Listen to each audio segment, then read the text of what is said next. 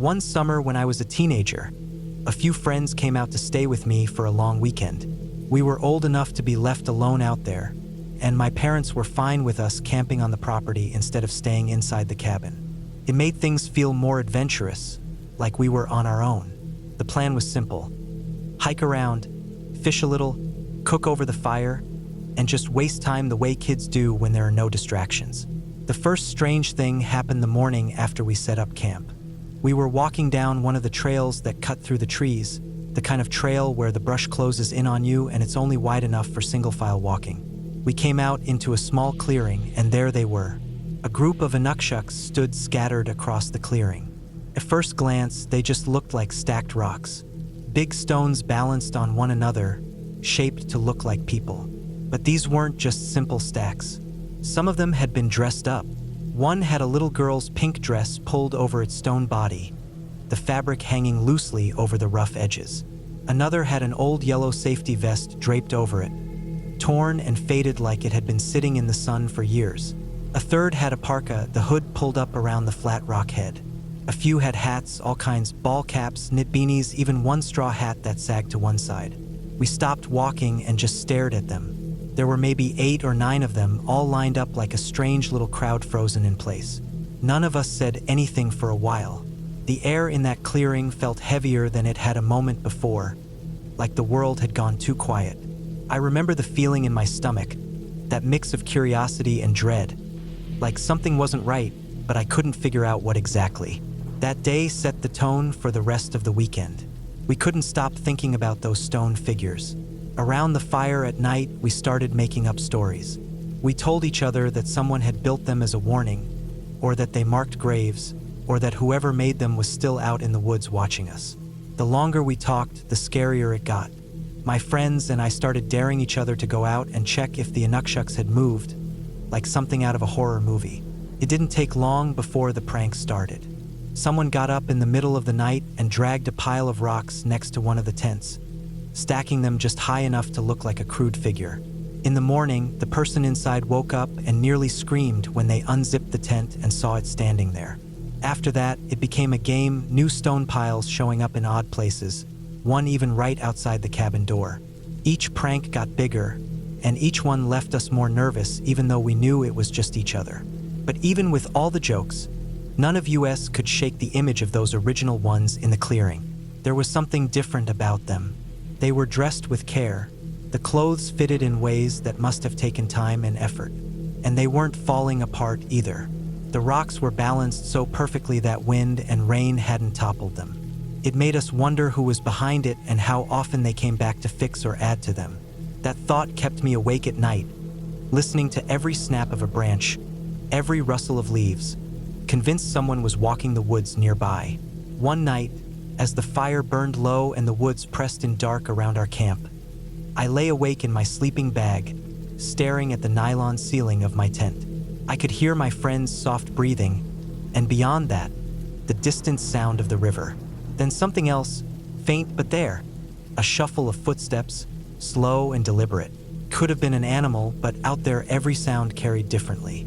My chest tightened as I waited for it to pass, straining my ears.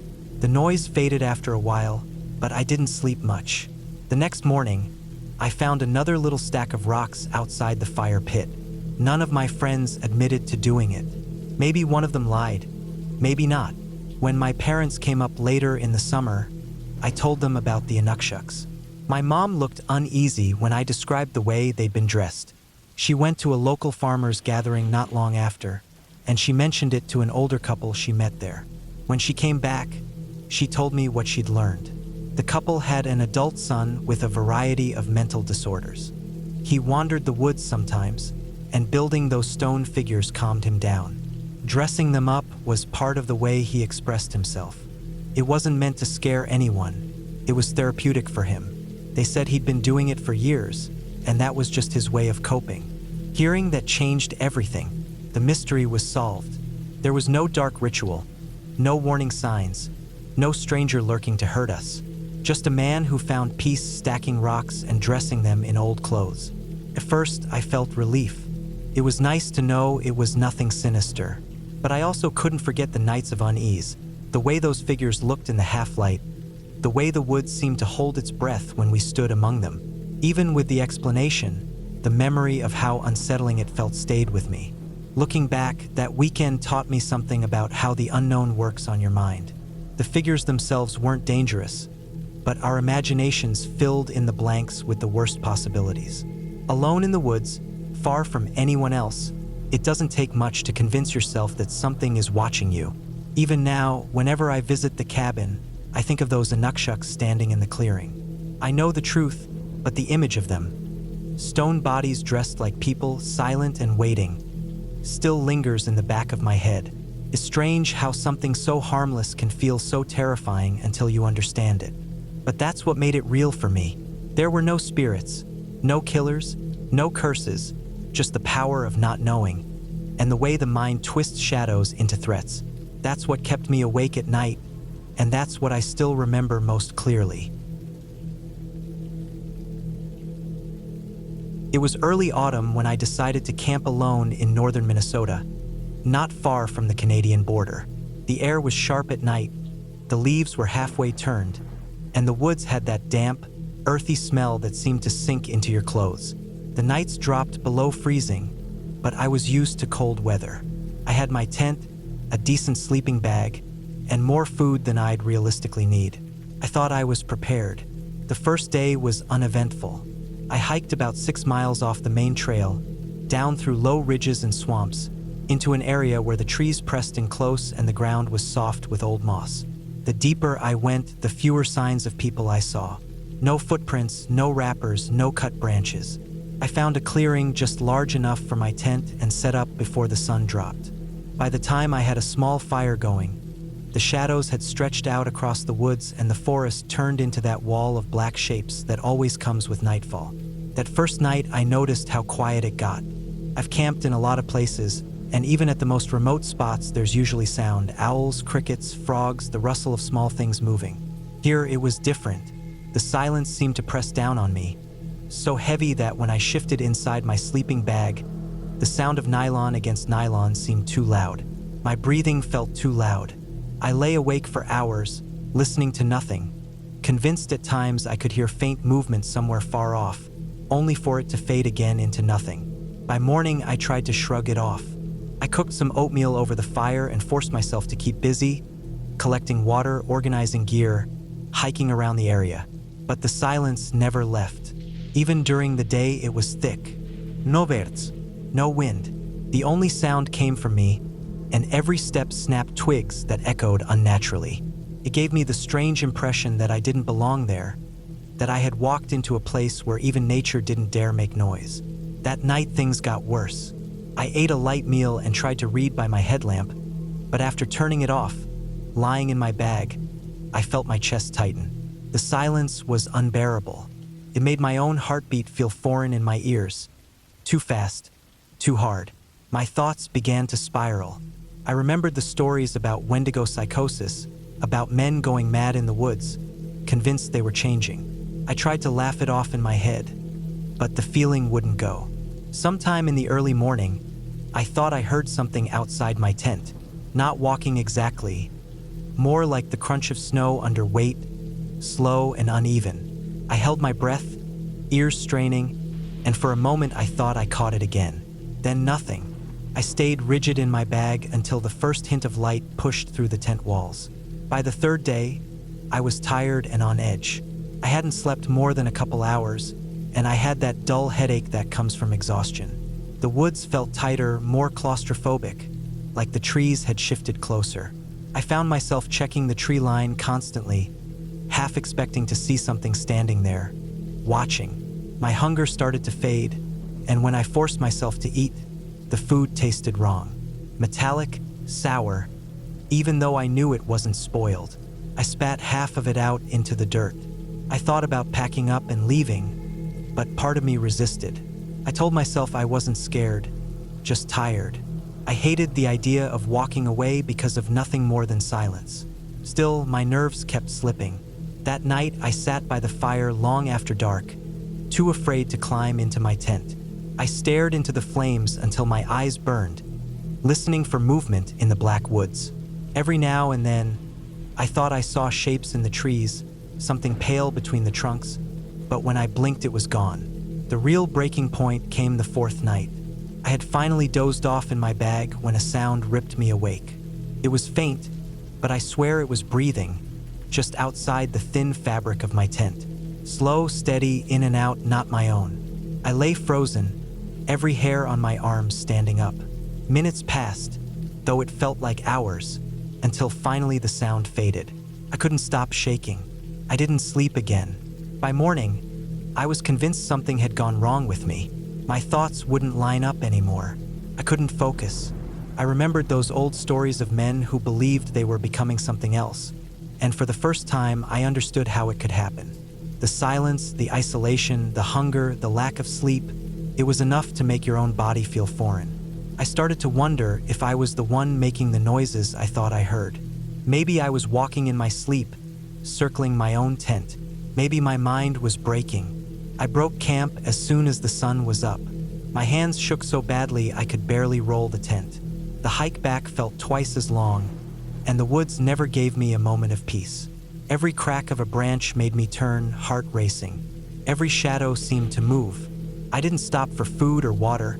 I just kept walking, lungs burning, until I finally stumbled out of the trees and back onto the trailhead. When I got to my car, I sat behind the wheel for almost an hour before I could bring myself to drive. My hands still shook. My mouth was dry, and even though I was back near town, the silence still clung to me. I kept thinking about those people in the old stories, convinced they were becoming monsters, begging to be killed before they hurt anyone. I understood it now. They weren't afraid of some creature out in the woods. They were afraid of themselves, of what isolation and hunger and silence could do to the mind.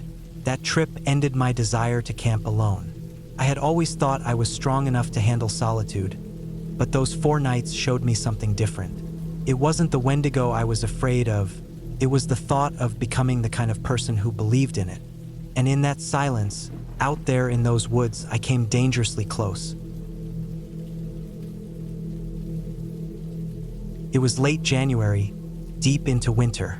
Most people had the good sense to stay home, keep their wood stoves going, and not bother with being out in the woods, but I wanted something different. I wanted the experience of being out there in the stillness. Just me, my tent, and the snow. The spot I chose wasn't far from the edge of some farmland, but once I got past the tree line and into the woods, it felt like I was 100 miles away from anything. The ground was already covered in a thick blanket of snow when I set up camp. My boots sank with every step, leaving sharp holes that filled with soft powder. My gloves were damp from handling the tent poles, and the air was so cold that each breath felt like it froze in my chest. Still, I got the tent staked and braced for the night.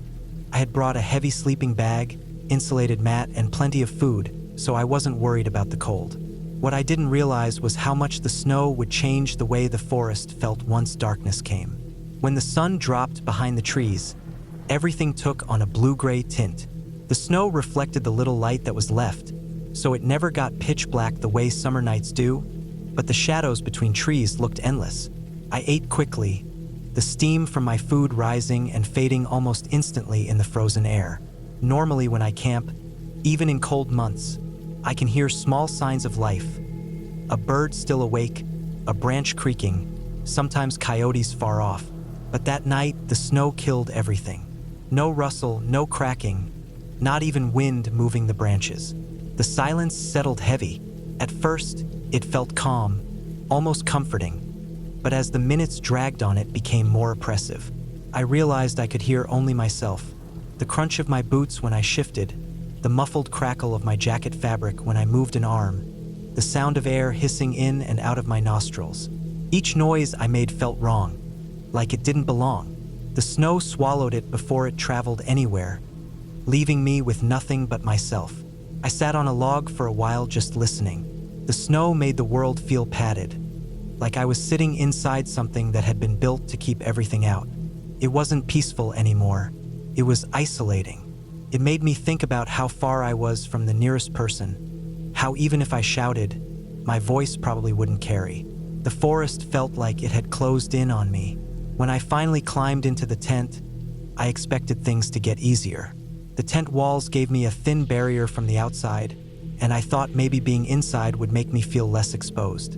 But once I zipped it closed and settled into my sleeping bag, the silence grew even louder.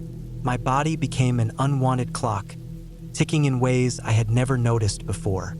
My heartbeat was heavy in my ears, each thump like a hammer. My breath puffed rhythmically, louder than it should have been. The sound of my tongue clicking as I swallowed filled the space. It was maddening. Sleep wouldn't come easy. I'd close my eyes, but then a twitch of my body or a shift in the bag would echo back at me, reminding me that I was alone in a snow-dampened world that wasn't offering up any sound of its own. At one point, I rolled over and the nylon fabric of the bag scraped against itself, and it sounded like tearing paper in the silence. I froze, almost guilty, waiting for some other noise to follow it, but none came. Hours crawled by. I don't think I slept more than a handful of minutes at a time.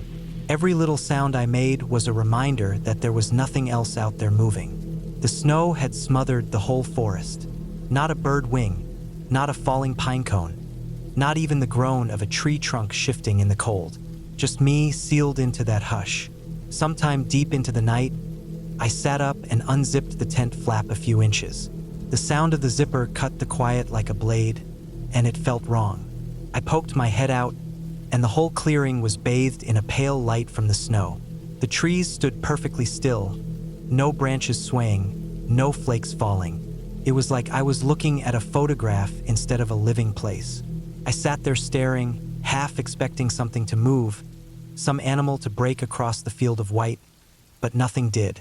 The forest looked dead, not in the way of decay, but in the way of something paused, frozen. I realized then how fragile my sense of comfort was out there. In the city or even near small towns, you don't realize how much you lean on background noise to remind you that the world is alive. Out there in the snow, stripped of every sound but my own body, it felt like I didn't belong. I closed the flap and crawled back into my bag, but my chest was tight. I wanted to hear something, anything, just to prove the world wasn't gone. I thought about stomping around in the snow, making noise, but the idea made me feel smaller, like the sound would be eaten up instantly and leave me even more alone. By the time morning came, I was exhausted. My eyes burned from half sleep, and my throat was dry from breathing cold air all night. The first gray light came slowly, spreading over the snow, and I realized the silence hadn't lifted. The world was still hushed in that padded way. I boiled water for coffee, and the faint bubbling of the pot felt strange, like a broadcast into a void. Even when I slurped the hot liquid, it sounded too loud, too sharp. Packing up was quick. The scrape of tent poles, the crinkle of fabric, the heavy zip of my pack straps all sounded foreign in that frozen quiet. I wanted to get back to the trail, back to where the snow wasn't so deep and maybe the sound of a bird would carry. It wasn't until I was nearly a mile back toward the road that I finally heard something. A crow called from high above, its sound cracking through the morning air. The relief I felt was immediate, almost embarrassing. A single harsh bird call was enough to remind me that I wasn't living in some frozen bubble where the world had ended. As I walked farther, more noises returned. Small ones at first, branches shifting, snow sliding from a tree limb, eventually the distant hum of a farm truck on the road. By the time I reached my car, the weight of the night was still sitting in my chest, but I felt lighter hearing the world again. The snow hadn't been dangerous, not in any physical way. I had been warm enough, safe enough. What unsettled me was the silence it brought, how it made the woods feel lifeless and alien, how it forced me to confront how loud my own body was when everything else was gone. That night taught me that snow doesn't just cover the ground. It erases the sound of the living world. It seals you inside a space where you're the only moving, breathing thing, and that kind of silence can make you feel like you don't belong there at all. I've camped in the snow again since then, but I've never shaken that memory. It's not the cold that unnerves me. It's the way the snow makes the whole world stop speaking. I was still a teenager when this happened, and even though years have gone by, I can remember every single detail of it as if it just happened yesterday. It was supposed to be a normal camping trip, just me and a couple of friends going out into the woods not too far from town. We wanted to spend a night away from home, cook food over a fire, and tell stories under the stars. None of us thought we'd end up stumbling across something that had been on the news just weeks earlier. The place we camped at wasn't deep wilderness, but it was far enough away that once you walked a mile or two in, you couldn't hear the road anymore. The trees were thick, the ground was covered in leaves, and little animal trails crisscrossed the woods. We picked a clearing near a cluster of rocks where we could set up a fire without worrying about it spreading. We set up our tents, gathered wood, and by sunset we had everything ready. It felt like every other camping trip I'd been on before. That night, the air was still and quiet. The fire gave off a warm glow, but beyond the circle of light, the woods were pitch black. We sat around roasting food, listening to the crackle of the fire, and trying to ignore the occasional rustle in the trees. It wasn't long before we turned in for the night, climbing into our tents and letting the fire burn down. I woke up early the next morning before anyone else.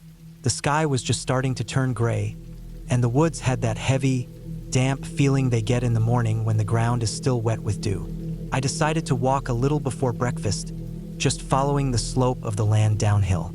The forest was quiet except for the distant call of birds waking up. As I walked, I noticed an odd smell.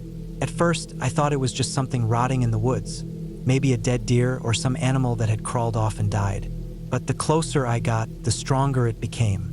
It wasn't just the smell of decay.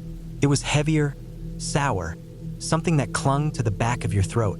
I followed it without really thinking, just curious, until I came to a shallow depression near a fallen tree. The ground looked like it had been disturbed, and there was a bundle of trash bags stuffed under a pile of branches. The plastic was torn in spots, and the smell pouring out was overwhelming. I stood there for a long time, not wanting to believe what I was looking at. Finally, I stepped closer and nudged one of the bags with a stick. The plastic shifted just enough for me to see what was inside. It was a human head. The skin was grayish and bloated, the hair matted, the features twisted from decay. My stomach lurched, and for a moment I thought I was going to be sick right there. I dropped the stick and stumbled back, my heart hammering in my chest. I didn't want to see more, but the image was already burned into my mind. I ran back to camp, too shocked to even think clearly. My friends were still asleep, and I couldn't bring myself to wake them and explain what I had just seen. I just sat there by the dead fire pit, staring at the ground, trying to collect myself. When we finally packed up and hiked back out later that morning, I went straight home and told my parents. They called the police, and soon enough the whole area was swarming with investigators. They taped it off, went through the woods with gloves and bags, and carried out the remains. It didn't take long for the story to break on the news. The police announced that the remains were connected to a murder case they had been investigating for weeks. A man had killed his roommate during an argument, and in a panic, he had tried to hide the body in a refrigerator inside their house. But neighbors started to complain about the smell. The odor seeped through the walls, and it was only a matter of time before someone reported it. When police checked the house, they found blood, traces of the crime, and signs that the fridge had been used for something it shouldn't have. The man panicked again and moved the body, cutting it into pieces and scattering them. Most of the remains had been recovered earlier, but the head had been missing. No one knew where it had gone, until we found it. That's what hit me the hardest. I had been sitting in the woods, not far from a human head that was at the center of a murder case I had watched on the news. I remembered seeing the story weeks before, hearing people joke grimly about how stupid it was to hide a body in a fridge, how obvious it was that the killer would get caught. At the time, it felt like a story happening somewhere far away, to people I'd never know or meet. But here I was, standing right in the middle of it. The news made a big deal about the final piece being found. They said it closed the case completely, tied everything together. For the police, it was the end of the search. For me, it was something I couldn't shake off. I kept replaying it in my head. The smell, the torn plastic, the glimpse of the face. Every time I closed my eyes that week, that was all I saw. I thought about how easily we could have camped just a little closer to that spot, how we might have set up our fire not 100 yards from where the head was hidden. I thought about how animals might have dragged it out if I hadn't found it first. And I thought about the killer walking through those same woods, choosing that exact spot to leave what he couldn't keep in the fridge anymore. Camping never felt the same after that. The woods stopped being a peaceful place for me. I couldn't sit by a fire without thinking about what might be buried a few feet away, what someone desperate might have hidden under the soil, under a pile of branches, under plastic bags that looked like trash until you looked closer. Finding that head tied me, in a small way, to a story that was supposed to just be another headline. It wasn't just something I watched on TV. It became something I lived through, and that realization changed everything. The trip ended, the case closed, but the memory stayed. I can still smell the sour rot in the air, still see the pale shape through the torn plastic.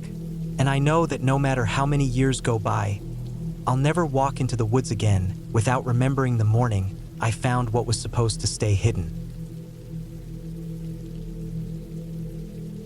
I never thought much about crime scenes or how criminals cover their tracks until something happened to me on a camping trip that changed the way I looked at everything. I had gone camping plenty of times before, and the woods had always felt like a safe place, far from the noise of town, far from people. But after this trip, the forest no longer felt like a peaceful escape. It felt like a place where people could hide things, terrible things, and where, if you were unlucky, you might stumble across them without meaning to. I was in my late teens when this happened. I had decided to go camping on my own one weekend, just a simple overnight trip. I packed light: a tent, a sleeping bag, a little stove, food, water, and a flashlight. The forest wasn't too far from where I lived, so I didn't have to drive for hours. It was a patch of woods with a few trails and a small river cutting through. The trees were tall and thick, their branches knitting together in places to block out the sky. I picked a clearing not far from the river to set up camp. The ground was soft with pine needles, and I liked the sound of the running water in the background. After setting up, I spent most of the afternoon walking the trails, letting the silence of the forest sink in. When evening came, I cooked some food, watched the sun fade behind the trees, and eventually crawled into my sleeping bag inside the tent. That night, I didn't sleep well. The woods are never completely quiet. There's always the sound of branches creaking, animals moving through the brush, the river flowing. Normally it's peaceful, but that night, every sound made me alert. Maybe it was because I was camping alone, or maybe it was just the way the air felt heavy, like the forest was pressing in on me. At some point in the early morning hours, I decided to get out of the tent and walk a bit. The moon was still up, but its light was weak, and I used my flashlight to guide me. I wandered toward the deeper part of the forest, where the ground rose into uneven hills. My boots crunched through dead leaves, and the beam of my light caught patches of moss and tangled roots. After about 10 minutes of walking, I saw something odd ahead of me. The ground looked disturbed, as if someone had dug there recently. The dirt was looser, darker, and uneven compared to the rest of the forest floor. At first, I thought it was an animal digging for food, maybe a raccoon or a coyote. But the more I looked, the more it didn't feel like that. The shape of the disturbed dirt was too wide, too deliberate. I crouched down and shined the flashlight over the spot. Bits of cloth stuck up through the soil, ragged and torn. I brushed away some of the loose dirt and immediately felt my stomach tighten. Beneath the soil was something pale. It wasn't a rock. It was bone. I stumbled back and nearly dropped the flashlight. My heart was hammering. It didn't feel real at first, like my brain was struggling to accept what my eyes were telling me. But the more I looked, the more clear it became. Someone had buried part of a body here. I stood frozen for a while, the silence of the woods pressing down on me. Then something else caught my eye. About 20 feet away, there was another patch of ground that looked disturbed in the same way. The same loose dirt, the same uneven mound. I didn't want to check, but I felt pulled toward it. When I shined the light closer, I saw the same thing. Bits of fabric, something pale sticking through. Another piece. That's when the thought hit me. Whoever had done this hadn't buried everything in one place.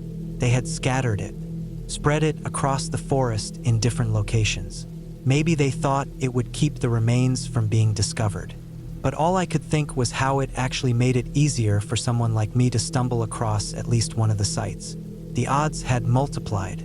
The forest that had felt empty a few hours earlier now felt suffocating. I couldn't stop thinking about the person who had buried these pieces. Were they still out here? Had they chosen this forest because it was remote? Had they walked the same trail I had taken? I turned off the flashlight for a moment, and the darkness was overwhelming. The moon was barely visible through the trees, and I felt completely exposed, as if someone could be watching me from the shadows. I switched the light back on quickly and started backing away from the disturbed ground. Every sound, the snap of a twig, the rustle of leaves, made my nerves spike. I didn't run, but I moved fast.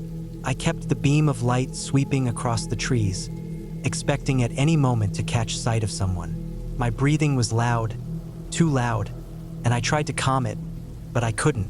When I finally saw the faint glow of my tent in the distance, I felt a small wave of relief, but it didn't last. The idea of crawling back into the tent and pretending I hadn't just found what I found felt impossible. I grabbed my pack and started stuffing everything into it in a rush. My hands were shaking. The tent wasn't folded properly. I didn't care. I just wanted to leave. By the time I had everything together, the first light of dawn was breaking through the trees. I hiked out as fast as I could, my eyes darting to every shadow, convinced I wasn't alone.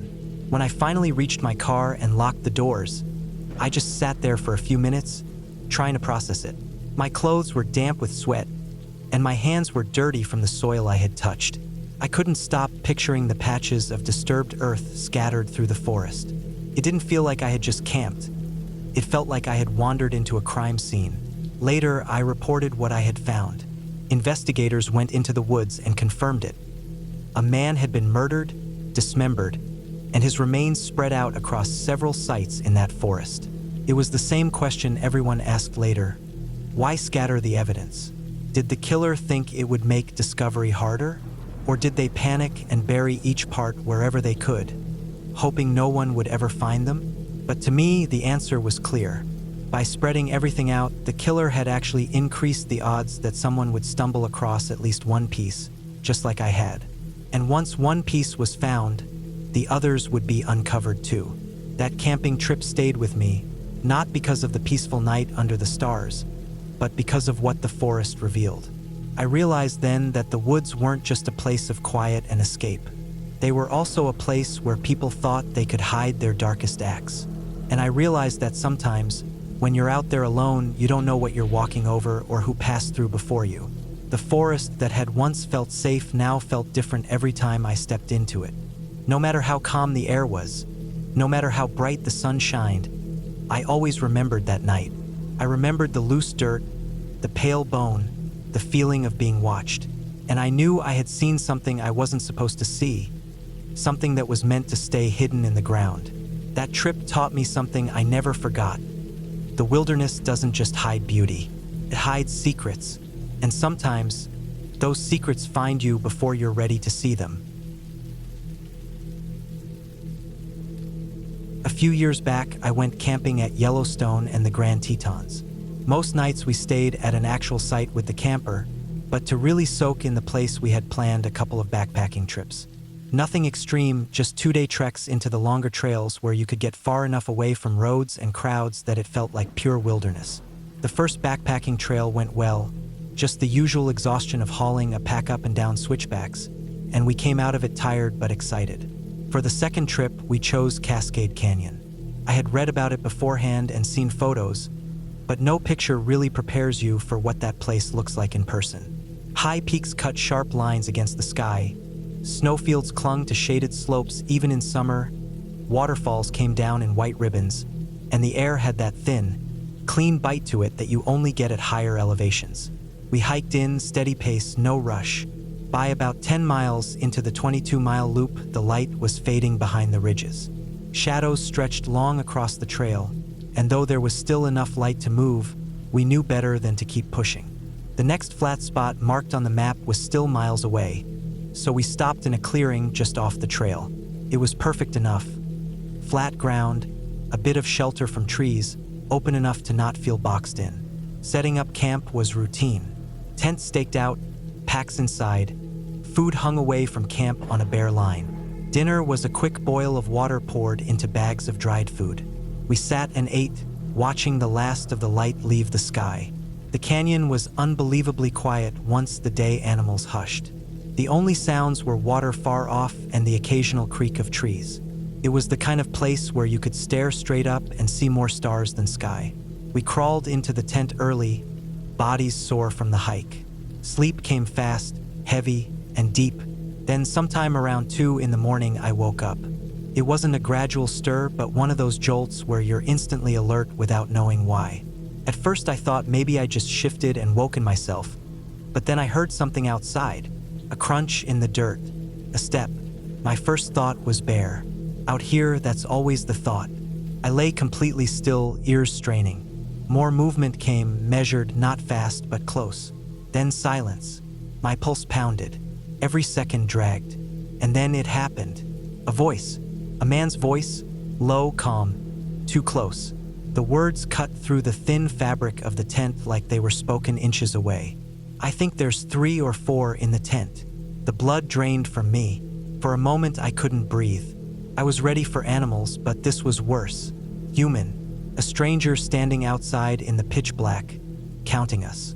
Another voice followed, muffled, harder to catch, but I made out enough. Something like, "Let's just get out of here." And then silence again. We didn't move. We didn't whisper. We just lay there, every one of us frozen stiff. I could feel my heart hammering against the ground. The silence stretched on so long that it became unbearable, but none of us dared to shift. Every small noise outside, a branch creaking, a rock rolling, felt like a threat. Sleep was impossible. The hours dragged by, my muscles aching from holding still, my throat dry. Every time I closed my eyes, I imagined the tent zipper sliding open. Every rustle of wind in the trees made me flinch. It was the longest night of my life. At the first light of dawn, we moved. No breakfast, no sitting around, no wasted motion. Just packing as fast as our hands could work. My fingers shook, fumbling with straps and clips, but we forced everything into our packs. Within minutes, we were on the trail, moving fast. The hike out was a blur. Normally 12 miles with a full pack would take the better part of a day, but we did it in just over 3 hours. It wasn't adrenaline in short bursts. It was a constant surge that never let up. My lungs burned, my legs shook, but I didn't care. Every step away from that camp felt like safety returning inch by inch. When we saw the ranger station, it felt like salvation. We went straight in and told them what happened. The rangers listened, serious but not surprised. They told us they had gotten another report during the night, similar, people saying they heard voices outside their tent. Rangers had already gone into the canyon at first light. That was all they told us. We never found out what came of it. No follow-up, no news story, no arrests, nothing.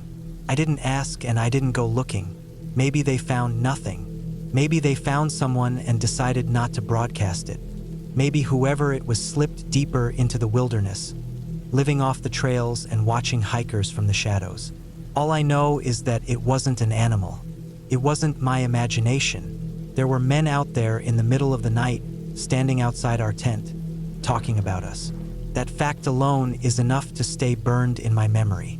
I still camp, but it changed me. Before, I worried about bears or wolves. Now I worry about people.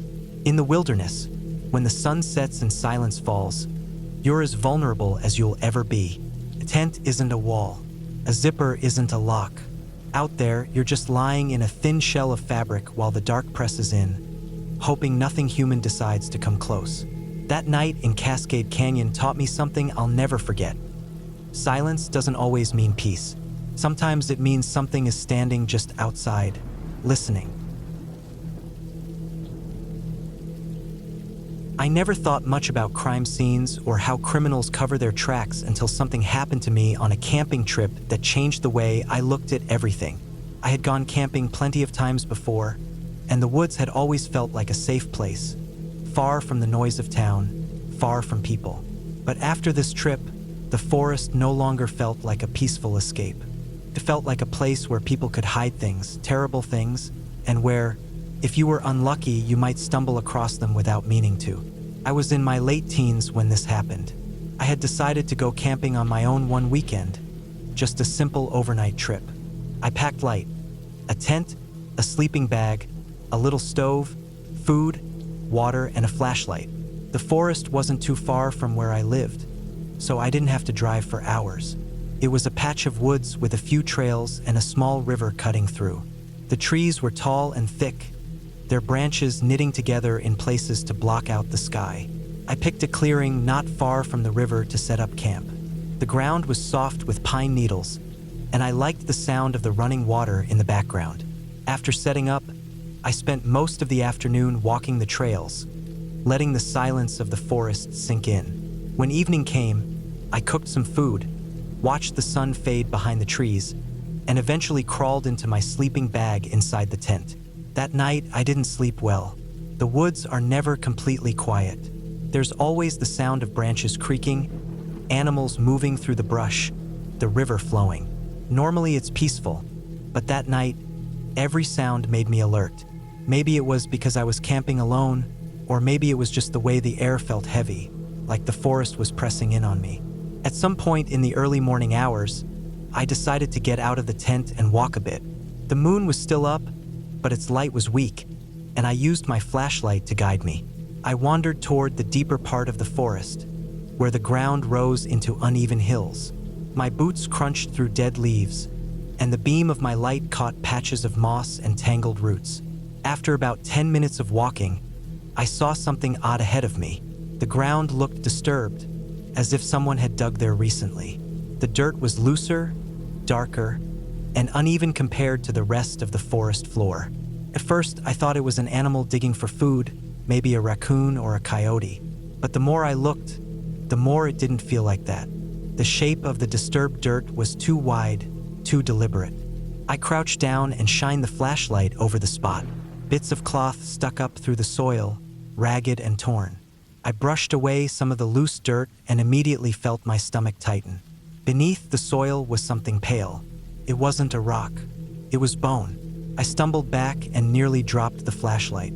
My heart was hammering. It didn't feel real at first, like my brain was struggling to accept what my eyes were telling me. But the more I looked, the more clear it became. Someone had buried part of a body here. I stood frozen for a while, the silence of the woods pressing down on me. Then something else caught my eye. About 20 feet away, there was another patch of ground that looked disturbed in the same way. The same loose dirt, the same uneven mound. I didn't want to check, but I felt pulled toward it. When I shined the light closer, I saw the same thing. Bits of fabric, something pale sticking through. Another piece. That's when the thought hit me. Whoever had done this hadn't buried everything in one place. They had scattered it, spread it across the forest in different locations. Maybe they thought it would keep the remains from being discovered. But all I could think was how it actually made it easier for someone like me to stumble across at least one of the sites. The odds had multiplied. The forest that had felt empty a few hours earlier now felt suffocating. I couldn't stop thinking about the person who had buried these pieces. Were they still out here? Had they chosen this forest because it was remote? Had they walked the same trail I had taken? I turned off the flashlight for a moment, and the darkness was overwhelming. The moon was barely visible through the trees, and I felt completely exposed, as if someone could be watching me from the shadows. I switched the light back on quickly and started backing away from the disturbed ground. Every sound, the snap of a twig, the rustle of leaves, made my nerves spike. I didn't run, but I moved fast. I kept the beam of light sweeping across the trees, expecting at any moment to catch sight of someone. My breathing was loud, too loud, and I tried to calm it, but I couldn't. When I finally saw the faint glow of my tent in the distance, I felt a small wave of relief, but it didn't last. The idea of crawling back into the tent and pretending I hadn't just found what I found felt impossible. I grabbed my pack and started stuffing everything into it in a rush. My hands were shaking. The tent wasn't folded properly. I didn't care. I just wanted to leave. By the time I had everything together, The first light of dawn was breaking through the trees. I hiked out as fast as I could, my eyes darting to every shadow, convinced I wasn't alone. When I finally reached my car and locked the doors, I just sat there for a few minutes, trying to process it. My clothes were damp with sweat, and my hands were dirty from the soil I had touched. I couldn't stop picturing the patches of disturbed earth scattered through the forest. It didn't feel like I had just camped. It felt like I had wandered into a crime scene. Later, I reported what I had found. Investigators went into the woods and confirmed it. A man had been murdered, dismembered, and his remains spread out across several sites in that forest. It was the same question everyone asked later. Why scatter the evidence? Did the killer think it would make discovery harder? Or did they panic and bury each part wherever they could, hoping no one would ever find them? But to me, the answer was clear. By spreading everything out, the killer had actually increased the odds that someone would stumble across at least one piece, just like I had. And once one piece was found, the others would be uncovered too. That camping trip stayed with me, not because of the peaceful night under the stars, but because of what the forest revealed. I realized then that the woods weren't just a place of quiet and escape. They were also a place where people thought they could hide their darkest acts. And I realized that sometimes, when you're out there alone, you don't know what you're walking over or who passed through before you. The forest that had once felt safe now felt different every time I stepped into it. No matter how calm the air was, no matter how bright the sun shined, I always remembered that night. I remembered the loose dirt, the pale bone, the feeling of being watched. And I knew I had seen something I wasn't supposed to see, something that was meant to stay hidden in the ground. That trip taught me something I never forgot. The wilderness doesn't just hide beauty, it hides secrets. And sometimes, those secrets find you before you're ready to see them. I had set up camp by a small clearing where a thin stream ran along the edge. The sun had already dipped low, painting the tops of the trees with orange, and the light was fading quickly. I got my tent staked into the ground, spread out my sleeping bag, and boiled some water on my small stove. Everything was routine, almost calming. But as I sat there and ate my simple meal, I realized how heavy the quiet had become. At first, I thought the stillness was relaxing, like the forest was giving me peace. But after a while, it no longer felt peaceful. It felt unnatural. No insects bast. No birds chirped as they usually do in the evening. The air felt thick with it, like the quiet had weight. I could hear myself breathing, every inhale loud in my ears. When I shifted to sit cross-legged, the dry pine needles under me cracked in a way that seemed too sharp. I swallowed, and the sound of my throat working seemed out of place, echoing back to me. The longer I sat there, the more my own body noises filled the void. My heart thudding, my stomach gurgling, the faint creak of my joints when I moved. And then, when I wasn't moving, I could hear things I never usually noticed. The tiny hiss of my breath when it passed my teeth, the faint rush of blood in my ears, the sound of my tongue pressing against the roof of my mouth. It was like my own body was too loud, betraying me in this place where silence swallowed everything else.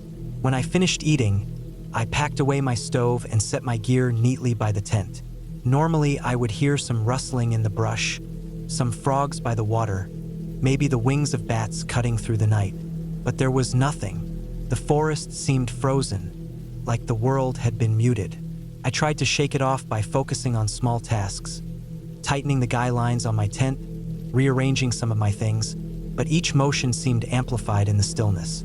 The zipper on my pack, the snap of a buckle, the faint crunch under my boots, all of it cut through the silence and seemed to linger long after the sound had stopped. By the time I climbed into my tent, the last light had faded and I was left in complete darkness. My headlamp was too bright and harsh, so I turned it off after a few minutes, thinking my eyes would adjust. But with no moonlight, no stars through the tree canopy, it was pitch black. And with that blackness came an awareness of just how alone I was. I couldn't hear a thing outside, not even the faint movement of wind in the trees.